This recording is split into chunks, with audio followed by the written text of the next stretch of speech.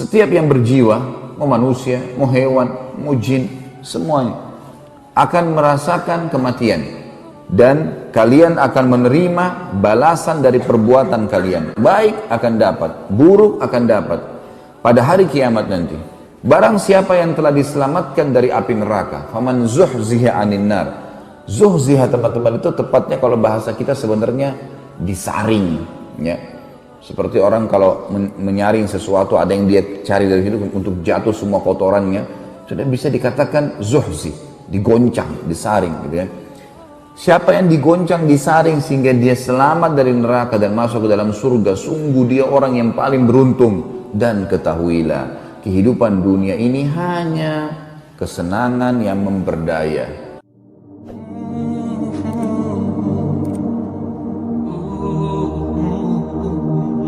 Setiap yang berjiwa, mau manusia, mau hewan, mau jin, semuanya akan merasakan kematian. Dan kalian akan menerima balasan dari perbuatan kalian. Baik akan dapat, buruk akan dapat pada hari kiamat nanti. Barang siapa yang telah diselamatkan dari api neraka, faman zuhziha 'anil nar. Zuhziha teman-teman itu tepatnya kalau bahasa kita sebenarnya disaring, ya. Seperti orang kalau menyaring sesuatu, ada yang dia cari dari situ untuk jatuh semua kotorannya, sudah bisa dikatakan zuhzi, digoncang, disaring gitu ya.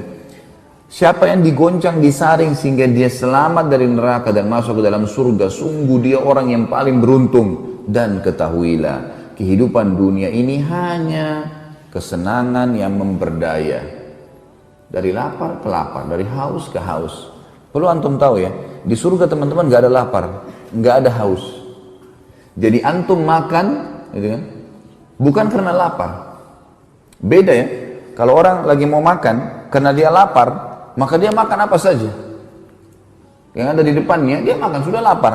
Tapi kalau orang tidak lapar, lalu antum ditanya mau makan apa, kita masih punya opsi. Kayaknya saya pengen makan ini deh. Karena memang kita tidak lapar. Beda, orang yang tidak lapar akan menikmati makanannya. Orang kalau lagi tidak lapar, dihidangkan banyak makanan, dia bebas mengincipi yang ini, mengincipi yang itu. Begitu pula dengan kenyang. Di surga nggak ada kenyang. Nggak ada kenyang. Jadi makan tidak ada batasnya. Sampai dia merasa dirinya sudah cukup, dia ingin pindah ke makanan lain, baru dia pindah. Orang minum bukan karena haus, dinikmatin.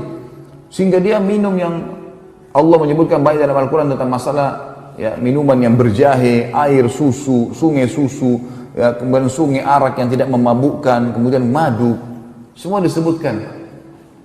Semua itu dikerjakan teman-teman tanpa ada rasa haus, nggak pernah tidur dan capek. Dalam arti kata, tidak pernah tidur dalam keadaan capek atau ngantuk. Di surga, kalau ada pun orang tertidur, bukan karena dia ngantuk, bukan karena dia capek, memang karena terlalu nyamannya tempat itu sampai dia tertidur. Seperti kalau sudah tidur semalaman, kemudian antum masuk ke masjid, masjid ini dingin sekali, sejuk, bersih, kita baring, tertidur. Tidur itu beda dengan tidur kalau orang lagi capek. Sama dengan tadi orang kalau makan tidak lapar. Semua di surga itu gak ada yang seperti itu. Tidak ada masa tua, gak ada masa muda, anak-anak, semuanya 33 tahun, tidak bertambah sehari, gak berkurang sehari. Kenikmatan yang sulit untuk digambarkan dan tidak akan ketemu dengan dunia. Teman-teman sekalian, semua kehidupan dunia kita ini memberdaya. Dalam arti kata gini, apapun yang antum perebutkan di muka bumi ini, coba bayangkan kita dapat hal yang paling maksimal. Antum sudah punya mobil yang paling mahal, sekian miliar, dan sudah penuh garasi antum dan halamannya dengan 10 mobil Alphard misalnya. Sudah 10 mobil Mercy, 20, 100 mobil kalau perlu. Antum sudah punya rumah di lokasi yang paling strategis. Bukan cuma 30 kali 30 atau 33 kayak masjid ini kali 33 meter. 1000 kali 1000 meter. Dengan istana, dengan 1000 dayang-dayang. Antum punya baju segala macam. Nama antum harum di muka bumi, semua sudah didapatkan. Terus setelah itu apa? Apa setelah itu? Ujung-ujungnya dunia itu kita akan mentok ke pertanyaan, setelah itu apa? Apakah itu akan membuat kita kekal, tetap muda, selamat dari kematian? Sama sekali enggak. Banyak orang subhanallah memperebutkan harta warisan, ribut dengan ahli warisnya, memperebutkan sesuatu. Untuk apa teman-teman? Untuk tanah di muka bumi. Kapasitas tubuh antum kan ada. Kapasitas perut kita 1 sampai 2 piring nasi. Sudah kenyang. Nggak bisa kita paksain lagi. Kapasitas air kita segelas 2 gelas. Untuk apa berebut? Kapasitas tidur antum 1 kali 2 meter. Itu kapasitas tidur kita. Untuk apa merebutkan tanah 1000 meter, 2000 meter, sekian hektar. Dan akhirnya jor-joran membuat data palsu dan seterusnya. Untuk apa?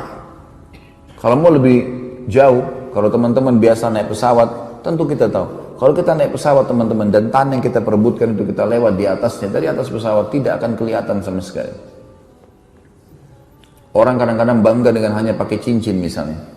Anggap dia punya berlian. Orang kalau punya berlian seperti bola pingpong kira-kira kaya nggak?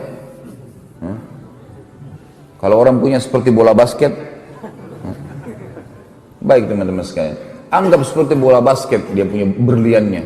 Itu kadang-kadang kalau berlian sudah sebesar bola pingpong disimpan di sebuah tempat pakai laser segala macam diiklankan seluruh dunia, luar biasa. Bagaimana kalau seperti bola basket dia punya? Baik, taruh itu di tanah, antum naik pesawat, kelihatan itu? Udah nggak kelihatan. Begitu memang dunia. Kalau ruh kita keluar teman-teman sekalian pada saat meninggal, kita akan mengetahui hakikat dunia itu. Baru kita keluar, oh ternyata begini ya. Ini loh mobil yang selama ini saya jalan dengan kesombongan. Oh itu loh ya, tanah. Oh ini loh rumah. Semua akan ditinggalkan. Tidak ada. Dan mati itu kalau datang teman-teman tidak kenal orang ini sehatkah, orang ini sakitkah, orang ini kuatkah, orang ini lemahkah, orang ini cacatkah. Olahragawan yang paling hebat dan mengkonsumsi vitamin yang paling hebat di dunia. Mati nggak? Mati. Bukankah ahli-ahli bela diri dunia Bruce Lee mati juga? Binaragawan yang besar badannya mati semuanya. Gak ada yang bisa lewat dari masalah itu. Orang beriman sangat tenang karena mengetahui masalah-masalah seperti ini. Jangan sampai membuat dunia boleh dinikmatin. Tapi sebagaimana saya sempat singgung semalam teman-teman, kata Syekh Utsaimin rahimahullah, harusnya kata para salaf, ya, bahwasanya seharusnya setiap mukmin menjadikan dunia ini seperti tempat dia menyelesaikan hajatnya di kamar mandi, di WC. Udah selesai setelah itu. Jangan menjadikan target utama. Terlalu berlebihan gara-gara kehilangan urusan dunia. Enggak. Antum harus lebih sedih karena ketinggalan 1 kali sholat asar. Kata Nabi SAW, siapa yang ketinggalan sholat asar maka seakan-akan kehilangan dunia dan seluruh isinya. Itu yang harus kita merasa sedih karena akan menemani kita, amal-amal kita semuanya. Dalil yang kedua surah Jum'ah. Surah nomor 62 ayat 8. Tentang masalah kematian yang pasti datang dan akhirnya menyelesaikan urusan kita dengan dunia ini. A'udzu billahi minasyaitonir rajim. Qul innal mautal ladzi tafirruna minhu fa innahu mulaqikum thumma turadduna ila 'alimil ghaibi wasyahadati fayunabbi'ukum bima kuntum ta'malun. Katakanlah hai Muhammad kepada seluruh pengikutmu, sesungguhnya kematian yang kamu lari darinya. Banyak orang sengaja lari, sakit sedikit langsung ke rumah sakit. Oh menjaga bagaimana olahraga, kolesterol saya naik, darah tinggi, ribut dengan masalah itu. Boleh ikhtiar berobat, tapi seakan-akan sudah inilah ya. Ini hal yang harus dihilangkan dan harus saya ini bisa selamat. Seakan-akan akan hidup selamanya. Katakanlah hai Muhammad kepada semua bagi sesungguhnya mati yang kamu lari darinya. Maka sungguh pasti mati itu akan menemuimu. Kemudian kamu akan dikembalikan kepada Allah yang mengetahui yang gaib dan nyata. Dan dia beritakan kepadamu atas semua apa yang kamu lakukan. Ayat yang lain, surah An-Nisa, surah nomor 4 ayat 78. A'udzu billahi minasyaitonir rajim. Aynama takunu yudrikkumul maut walau kuntum fi burujin musyayyadah. Wa in tusibhum hasanatun yaqulu hadhi min indillah wa in tusibhum sayyi'atun yaqulu hadhi min indik. Qul kullun min indillahi fama li haula'il qaumi la yakaduna yafqahuna haditha. Di mana saja kau berada, maka kematian pasti akan mendatangimu. Kendati pun kau berada dalam sebuah benteng yang tinggi dan kokoh, dia pasti akan datang.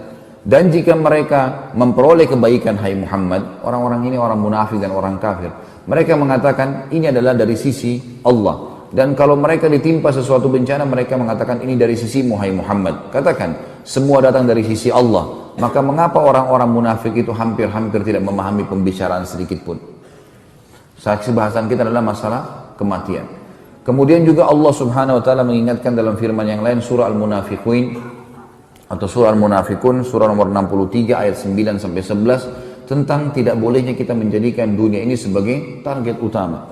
Mati akan datang dan menyelesaikan semua. Sebelum saya baca ayat ini teman-teman, saya baca ayat ini baru saya baca hadisnya insyaallah. A'udzu billahi minasyaitonir rajim. Ya ayyuhalladzina amanu la tulhikum amwalukum wala auladukum an dzikrillah wa man yaf'al dzalika faulaika humul khasirun wa anfiqu mimma razaqnakum min qabli an ya'ti ahadakumul maut fayaqula rabbi laula akhartani ila ajalin qaribin fa asaddaqa wa akum minas shalihin wa lan yu'akhkhirallahu nafsan idza jaa ajaluha wallahu khabirum bima ta'malun. Hai orang yang beriman, jangan kalian menjadikan harta-harta kalian, perdagangan, ya, kemudian apa saja yang sedang kita lakukan, jabatan, urusan dunia, dan anak-anak kalian melalaikan kalian dari mengingat Allah. Ada banyak orang subhanallah karena dia meeting ditinggalkan sholat berjamaah. Ini urusan dunia. Atau karena pembeli di tokonya lagi ada ditinggalkan sholat berjamaah. Tinggalkan ibadahnya kepada Allah. Toleransi tentang masalah riba, toleransi tentang masalah nota palsu, toleransi tentang masalah apa, hanya karena urusan mau mendapatkan 100 ribu, 1 juta, 100 juta rupiah. Yang semuanya itu, semua hal yang haram pasti berefek kepada masalah. Tidak ada orang teman-teman sekalian, kemudian dia memakan harta haram lalu sehat, gak ada. Antum masuk 1 rupiah uang haram sudah cukup membuat Allah buat kita sakit 1 bulan. Efek jerah dari perbuatan besar, hati-hati. Sekali kita berbuat nota palsu 1 juta, Allah tidak akan ambil 1 juta dari kita, tapi Allah akan ambil 100 juta. Dengan cara kita masuk rumah sakit, nanti akan dikeluarkan 100 juta. Jangan main-main dengan masalah seperti ini teman-teman. Menganggap nggak masalah, nggak apa-apalah.